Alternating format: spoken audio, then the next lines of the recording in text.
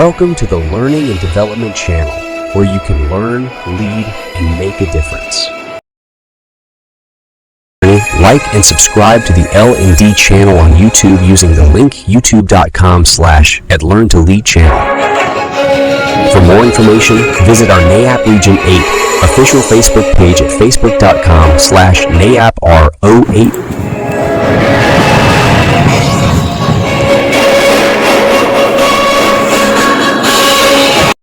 In this video, the resource person thoroughly explain what are the higher order thinking skills professional learning packages, HOTS-PLPs. Now, let's get into training videos. Since you started teaching, bago ka naging master teacher, andyan na yan. Tama?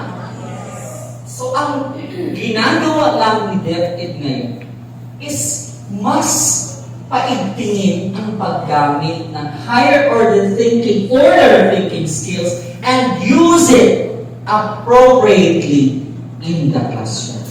Okay? Ina-align lang. Hindi ibig sabihin na bago na naman ito. Kasi may K-12, K-10 curriculum na ba? Ito na naman, may HOTS na naman. Ano ba yan? Oh, just like what I've said earlier, we should be the first to embrace these change. Na hindi naman siya change, hindi naman siya totally change. So, kaya nga, tinatanong natin, ang understanding natin lahat, pareho ba? The answer is yes. We know very well what HOTS is. HOTS in the classroom is. Okay? Ibig sabihin, alam na natin siya.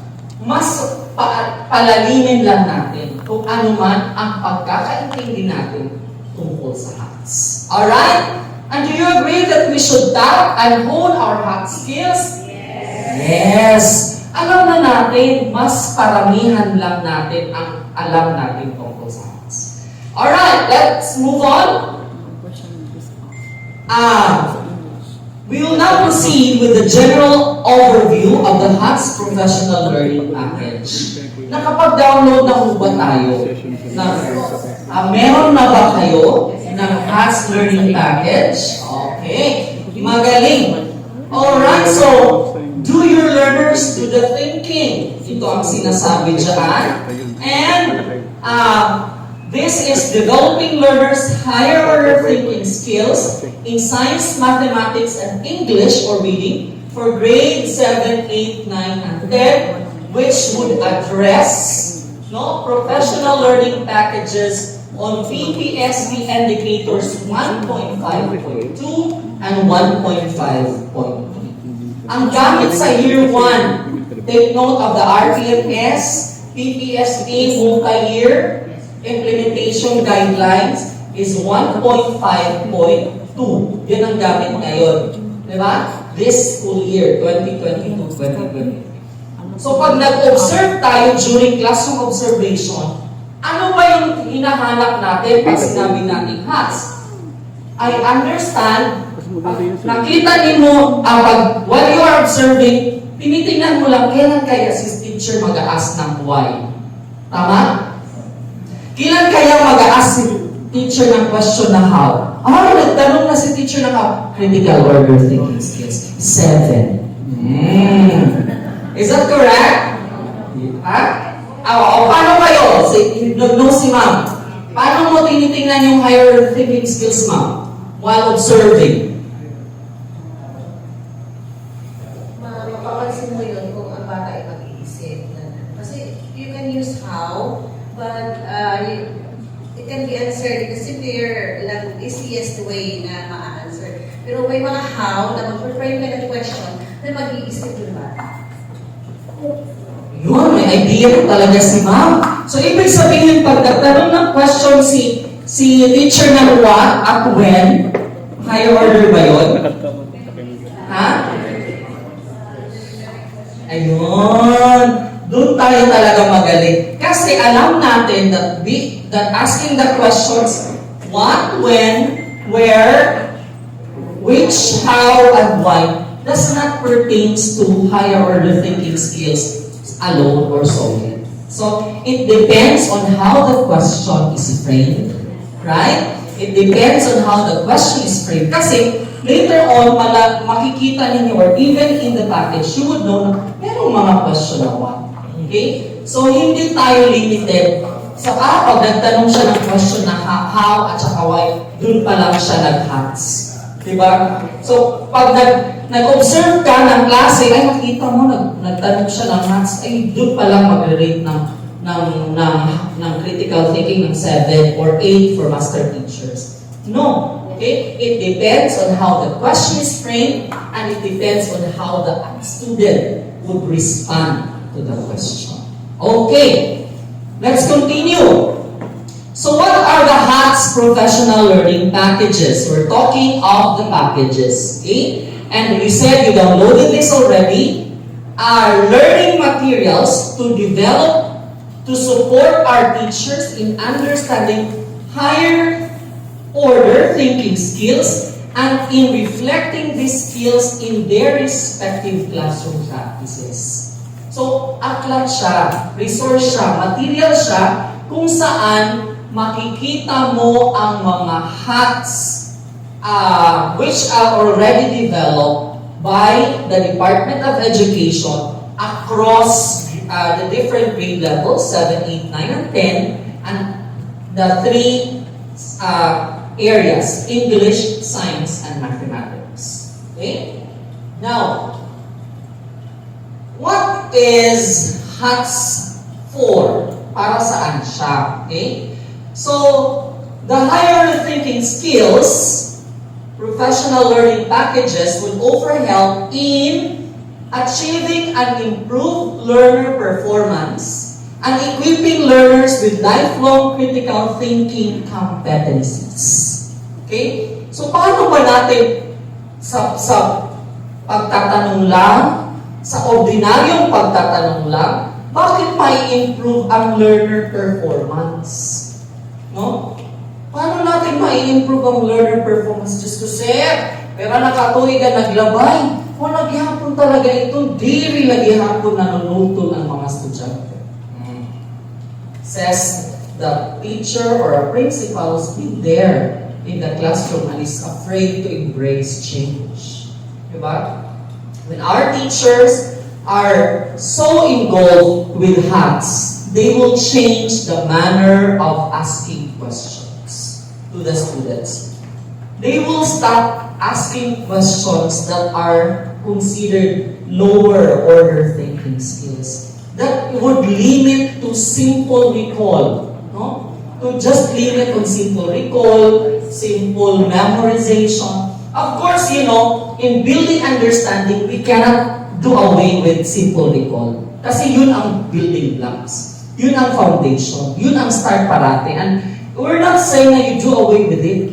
Kasi starter pack yun eh. Diba? Starter pack. But the concentration, so that there will be ensured improved learner performance, is the manner of asking questions of our teachers, and even in the different assessments that our learners are doing. Our teachers are actually doing. So, anong meron doon sa package? No? Sample of higher order thinking skills. A set of questions and responses. Sir, hindi naman lahat ng competencies meron. Yeah, hindi lahat, but that will serve as guide to our teachers. Then they can develop their own. Okay? So, saan pa yung gamit niya? Lifelong critical thinking competencies. Kasi bakit lifelong? Because it will become what? A community of practice. Kung masyado ng familiar si teacher, di ba? So, nagiging normal na yun na pagtatanong sa kanyang pagtuturo. That on the everyday basis, kahit walang CO, ang kanyang pagtuturo would always involve higher order thinking skills. Okay? Design a high-quality assessment and promoting high-quality learning outcomes. Okay? And establish support mechanisms for teaching and learning and supporting collaborative expertise between and among teachers, master teachers, and school leaders. So support mechanism, the During lab sessions, for example, gamitin siya, yung nandoon na material sa HOTS-PLPs, and then, para maging community of practice among themselves, gumawa ng similar na mga HOTS items. Okay? Alright, let's proceed.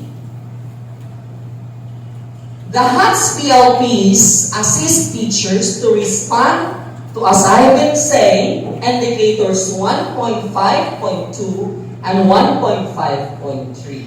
Okay? So that is developing critical and creative thinking as well as other higher order thinking skills.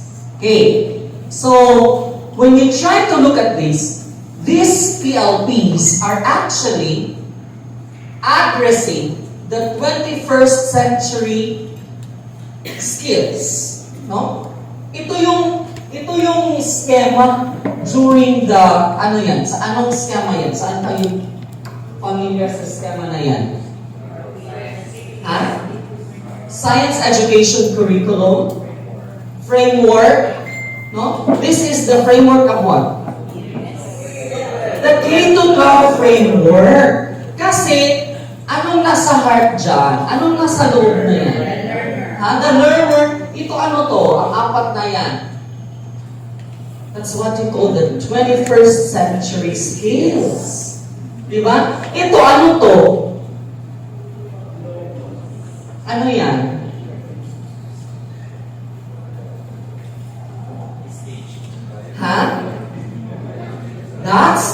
These are global competencies. Saan na yan tinitest? Yun! PISA! And as you know, in the latest results of PISA, saan ang Pilipinas? Second to the bottom. Sa science. Sa mathematics, second to the bottom. Sa science, second to the bottom. Diba? And then in reading, last, among 78 participating countries all over the world. Yon! So, ang ating higher order thinking skills, PLPs, is anchored towards dito sa ating 21st century skills. Saan yan naka-embody? Ang 21st century skills. Saan naka-embody? Saan yung makikita? It's unpacked in the different competencies. Diba? Para natin ma-develop ang 21st century skills na yan, itong si information media and technology skills, itong si learning and innovation skills, itong si life and career skills, and effective communication skills, they are incorporated in the different competencies of the different subject areas. Tama ba? Am I correct? Kaya, yan ang anchorage niyan at ang global competencies ng PITS ng Philippines. Parang gusto ng mag-snacks. Naging pizza na siya, yung pizza, at saka yung 21st century skills. That is the anchorage of our higher order thinking skills. So, nakapattern dyan.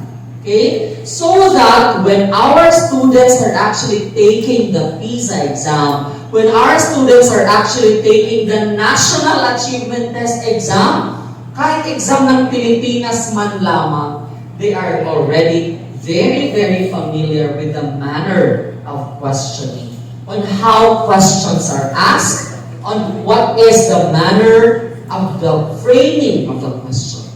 Para globally competitive ang ating mga estudyante. Alam nyo yung globally competitive na term? Rinig na natin yan 1960s pa. Diba? Pero pagdating ng PISA result, globally competitive, no, we're not. We cannot say we're globally competitive, but we're still working on it.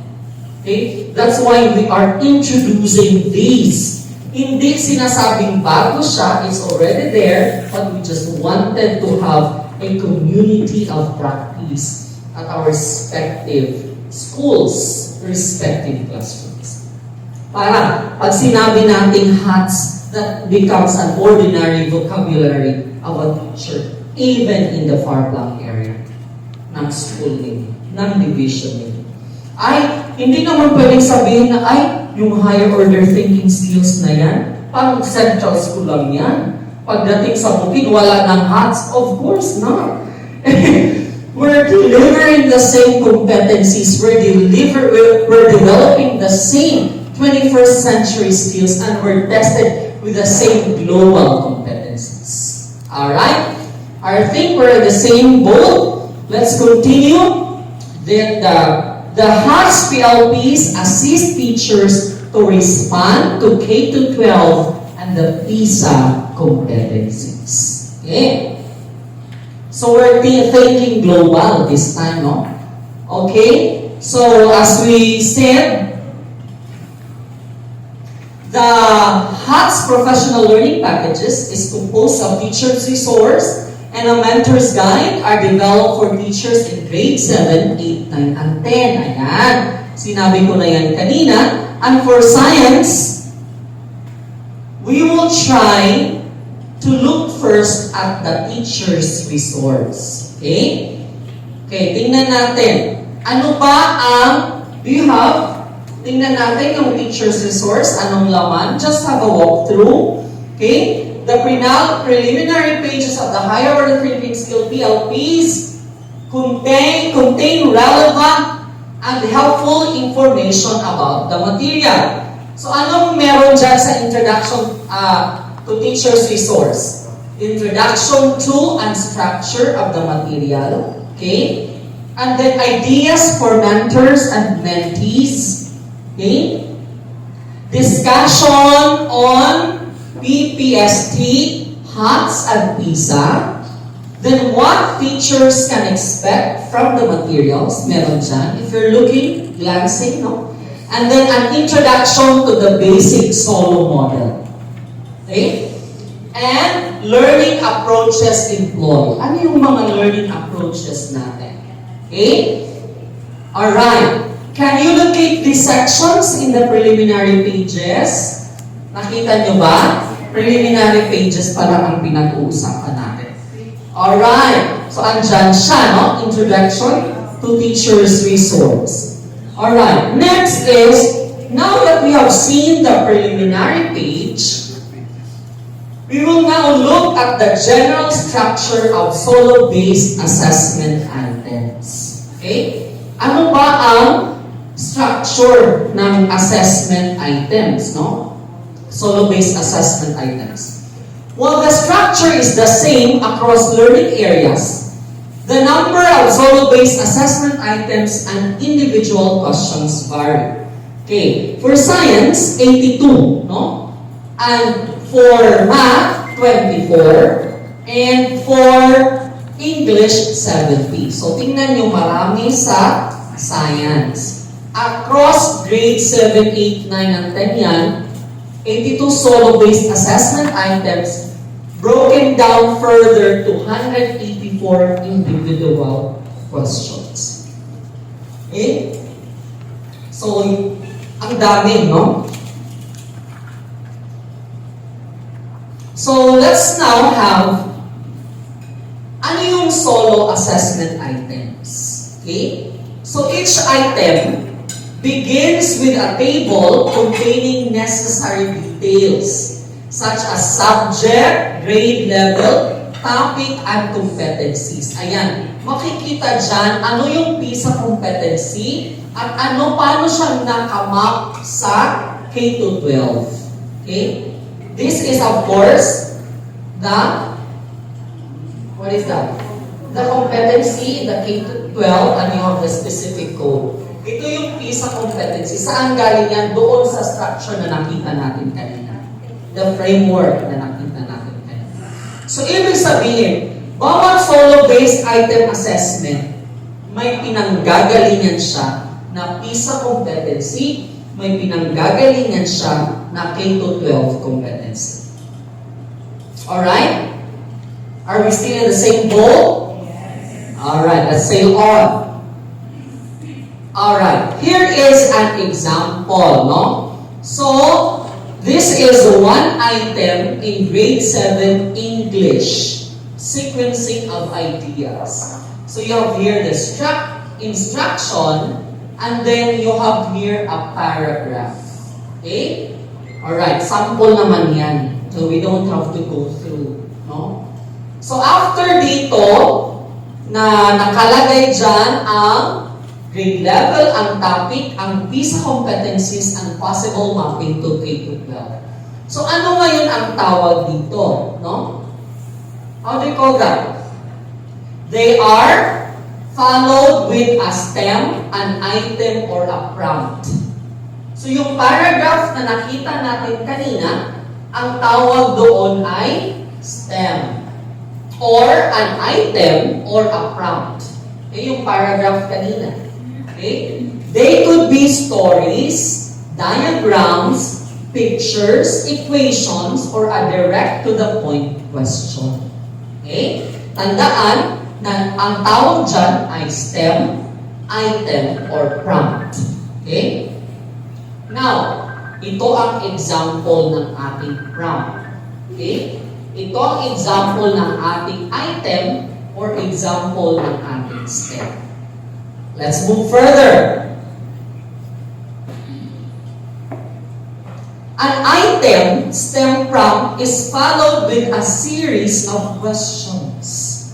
Okay? So spaces are provided as well as for responses. So after ng stem, ng prompt or ng item ay ang questions. Okay? Ayan. So, yung question ay ang mga level na siya ng solo. Oh? So, i-introduce pa yan mamaya sa session 2C. 2C? 2B. Yeah. So, hindi ko muna tayo, hindi ko i-aano para mas ma-interesting pa. Hanggang dyan lang muna tayo. That every prompt, there is a corresponding question. Okay? And the questions would vary from one level to the next. Okay. So, this is an example, no, of another level in the HOTS solo level. Okay?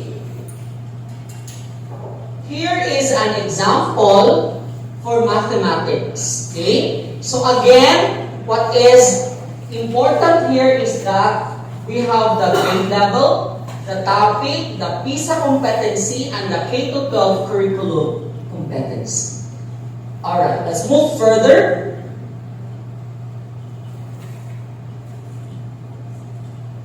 This is an example. Anong tawag ulit dito? That is a prompt, a stem, or an item. And then this one, ito ang questions. Okay? Yan ang questions. So, ang prompt kanina is an equation. Okay? Or probably a story. A paragraph. Yan. Okay? This one is one. What is this? Is that the question already? This is still? Stem. Diba? Kasi yun, from that, dyan manggagaling ang kanyang question. Okay? So, yan. Ang questions na dyan, lalabas na siya after a certain stem or prompt. Okay? Alright. Alright. Here is an example for science. Okay? So, and then, andyan na naman ang PISA competency, curriculum, at ano pa yung higher order thinking strategy na in-adapt. Okay? Meron din siyang strategy adapted. Okay. For example, ito, ano to ang tawag ulit? stem. Okay? And then from that stem, there is a question. Okay? And yung question natin, series of questions, ang questions na yan ay iba-ibang level ng solve. Okay? Which eventually, we will be acquainted with and familiar with later on. Okay? Alright.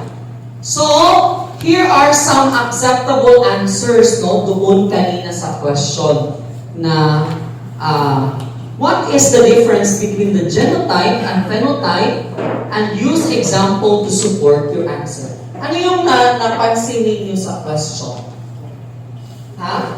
The question is what? Begins with a what? Diba? Pero is that a simple recall? No. Why? Kasi tinatanong niya ang difference between genotype and phenotype. And once you're asking the difference between the two, ano na? Meron na siyang ano? Anong particular na skill? Analysis. Why? Because you need to understand first a genotype and understand phenotype so that you will be able to get the difference. And remember, when you are getting the difference, you are not just getting the difference, you're actually comparing them first with their similarities, and then what makes it different. Okay? And then, pinapagawa ka pa ng examples to support your answer. So, tingnan kaya natin yung suggested answers. Genotype refers to the combination of alleles that determines a particular characteristic possessed by an individual. For example, ayan. Phenotype refers, is that a valid answer to the question? Do you consider that higher order thinking skills? Is that a usual question asked by teachers in the classroom?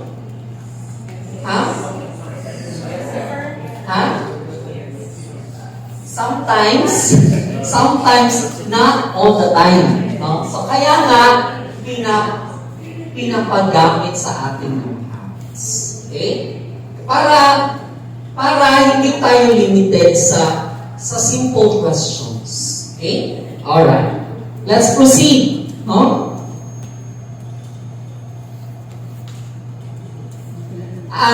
At the last few pages of the teacher's resource, kung na-scan na ninyo siya, is a section providing you with the acceptable answers to the solo-based assessment items. So, meron siyang mga sagot. Okay? Now, how do you think should we approach the use of the teacher's resource if the answers to the questions, to the items questions are in the back page anyway? So, ano yun? How do you think? Meron siyang sample responses. Okay? Paano natin siya i-approach ang teacher's resource? Yes? I think we should be critical with it because though the answers are already in the back page, but as teachers, we should also be critical. But ma-match na yung acceptable answers with your own responses. I think we have to be critical, that's correct. And to assess and evaluate as well. Kasi doon tayo nagkakaiba. Sometimes, alam naman natin, magagaling tayong lahat. Maglalaman natin ang kagalingan natin sa susunod na mga araw. Alam ko yan.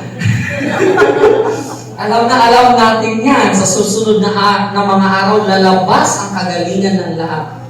So, ibig sabihin, although there are acceptable answers, the teacher could also assess himself or herself to provide what could be another possible answer to that.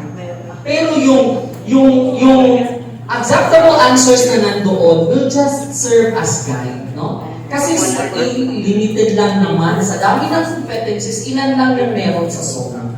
Diba? So it will serve as a guide to the teachers, and at the same time, para mas makagawa si teacher ng sagot na sa tingin niya tama sa kanya, and to be able to compare his or her own responses to that of the acceptable answers. And so that the teacher also draft responses that are similar to that of the acceptable answers. Okay? Kayo din po ay magda-draft eventually ng iba't ibang acceptable answers and HOTS questions. Okay, so how to use the modules? Alright, with teachers as mentees, you may paano gagamitin yung resource package, diba? So, as teachers, they may try some items themselves to reflect on your knowledge and understanding of the learning area. So, kahit sarili mo, tatanungin mo, major ba talaga ako in science? Diba? Ay, kaya pala nandito ako kasi major po ako in science. My major is physics and chemistry. So, nagturo ako ng 10 taon, mami nerds, ng physics at chemistry. So, napaka-diverse na ng aking experience from physics, chemistry, to philosophy, PhD in philosophy, major in social research, to law. No? So, parang iba-iba siya. Parang siyang hats, scattered siya. Alright. So, teachers can try themselves yung mga questions and responses nila. Share some items with their colleagues for collaborative discussions during lunch sessions. And adapt or develop some items for your school's context. So, gumawa pa. Kasi, ng sarili para sa school. Para yung mga responses, kasi 82 lang, di ba? So, yung, what about, paano yung ibang competencies? Kaya nga, no, gagawa na lang kayo ng sarili nyo. What is important is, you know the skill on how to create HOTS questions and how to create HOTS acceptable answers. Okay? Alright. Let's proceed. So with master teachers and school leaders as mentors, kayo po, as school leaders, as mentors, you may lead LAC sessions. Okay? Mag-identify ng strategy to support HOTS or building questions up in a topic. Pwede rin discuss the full range of HOTS strategies being modeled in the resource. So, ibig sabihin, gamitin kung anong meron doon. Okay? And work with mentees on identifying an item of interest to review and try with their students, then evaluate the process as a group. Parang yun ang nagiging topic ninyo sa LAC sessions or collaborative practice ninyo. Okay? So, ibig sabihin, yung resources, yung examples, yung responses, yung acceptable answers, gamitin siya during LAC. Okay? Maging part siya ng discussion para gagamitin din siya ng teachers in the classroom. Okay? And then para doon sa mga competencies na hindi kasali doon sa learning package, pwede siyang gawin. Okay? Kasi ang importante at the end of this week training is that we should be able to know the skill on crafting HOTS questions and answering them based on the different levels of HOTS. Alright? Okay. So at this point, we are required to have a healthy